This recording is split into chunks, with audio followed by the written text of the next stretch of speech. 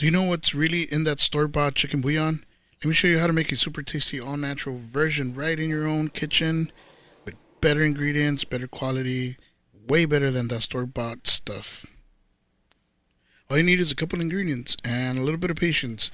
We're going to start off with a little bit of celery here, and I also had a leek. If you don't have a leek, that's fine. You can leave that out, but I highly suggest it. I love the way it tastes, so if you haven't tried it, try it. Also going to do a little bit of carrots and an onion. So we're going to start off by processing the celery here. We're going to cut off this end piece right here. We're not going to really need that. It's a little dirty anyways. And I'm just going to go ahead and rough chop the celery. I'm not looking for a specific type of cut. I just want it all to be the same so it can all cook kind of at the same time, the same rate. It's just something to get used to for this process. To be honest with you, we're going to cook it all the way down, so it really doesn't matter. But this is something to keep in mind when you're doing any soups or anything that has different cooking times for specific ingredients. You kind of want to get things down to a specific size so that it all kind of cooks evenly. And for the onion, we're going to get rid of these ends right here. As you can see, that's where the root was. We're going to go ahead and get rid of that. Now we're simply going to rough chop it as well. But again, practice makes perfect. So I cut the onion two different ways here. It's really the same thing, honestly. Pretty much just cut it in half or thirds or fourths if you want, and then cut across it, and that's basically it. So for the next half, keep an eye to what I'm about to do. Okay, so half, kind of, thirds, kind of, and fourth. And the reason I say kind of is because it's not exact. And then we just cut across. That's basically a rough chop. Simple. And if you want to learn more, I have a short on that, so you can look out for that. So we're going to get all those bits and pieces in there. Again, this is not an exact science for this recipe, so everything goes in the pot.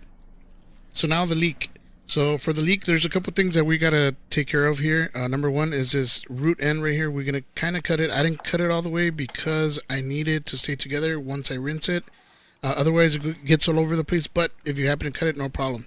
So I'm going to cut it in half for that. But before we do that, we're going to go ahead and cut the drier ends here.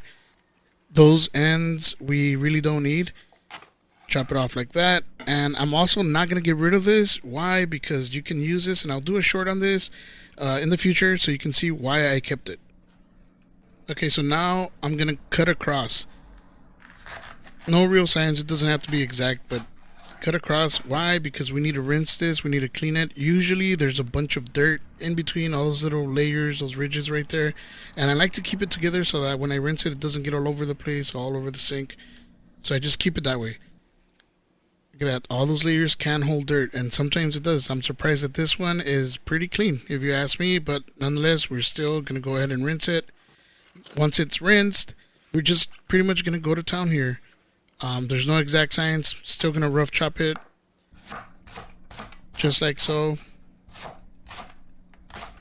I don't know what it is about leeks, but I love the aroma that comes out of them, especially when combined with butter.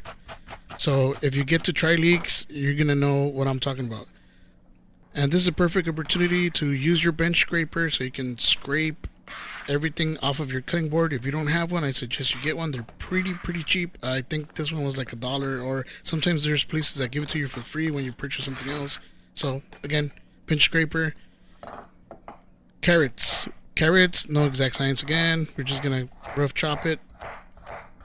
All uniformed. All in the pot, and I need to follow my own advice. I didn't use the bench scraper for this. So once we have everything nice and cut up like this, we're going to go ahead and season this.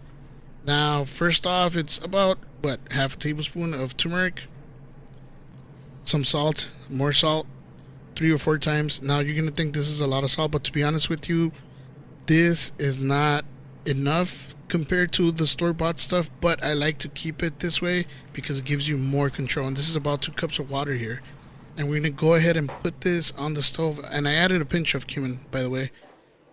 Put this on the stove. Just gonna set it up again to boil, bring down to simmer. We're gonna cover it like this. Make sure you leave the gap so that it kind of gets rid of that moisture. And I added a piece of roasted chicken that I had from the night before because, again, this is chicken bouillon. I almost forgot, but I went ahead and added it just in time. Just bury it in there. It's fine. And it's going to start simmering, and just let it go. You want to kind of get rid of all the moisture here. You don't want to keep any moisture. So even though the veggies are going to start turning soft, you're just going to go ahead and keep letting it go until everything pretty much evaporates, and you're going to be left with something like this. When it's like this is a good sign as long as it doesn't burn. So you're going to have to keep an eye on it. Right here, I'm just fishing out the bone, and I'm going to leave everything here. The skin, the fat, the meat. That's what's going to give this flavor on top of all the seasonings that we added. I was going to hit it with the immersion blender right then and there, but then I realized it's going to be harder to do if I don't put this in a smaller container where I can actually submerge the immersion blender into whatever it is that I'm blending. So I went ahead and transferred everything. Transferred all. If you don't have this type of container, that's fine. If you don't have an immersion blender, that's fine. Do it in your blender or a food processor. We're not really looking for this to be perfectly pureed. There are going to be some pieces, some chunks here and there, but that's fine. That's kind of what we're going for anyways, because again, we're avoiding the processed stuff that they sell you at the store. You want something more homey, more, I don't know, more grandma-like, and this is it right here. To be honest with you, this is a lifesaver. This will hold in the fridge anywhere from 7 to 10 days. If you don't use it that often, go ahead and put it in your freezer. And speaking of freezer, you can actually put this in those ice trays that you have in the freezer that are empty right now probably. I'm not judging. I'm just saying it happens to me too. But since my ice cube trays are full, I'm going to go ahead and put this on a deli cup. This is about 2 cups right here. I'm going to need more obviously, but this is fine. And you can see it's nice and semi-chunky, semi-pureed. And there you have it. Homemade chicken bouillon. Why buy the store stuff? I mean, I get it. It's convenient and in a pinch it works. But this is awesome right here. This is something where you have more control, more say on what goes in it. And again, if you learned something, if you like these videos, please like and subscribe. And please share with anybody out there, with your tias, with your uncles, with whoever it is. I love the feedback. So if you have any questions or comments, please put them down below. And don't forget to share.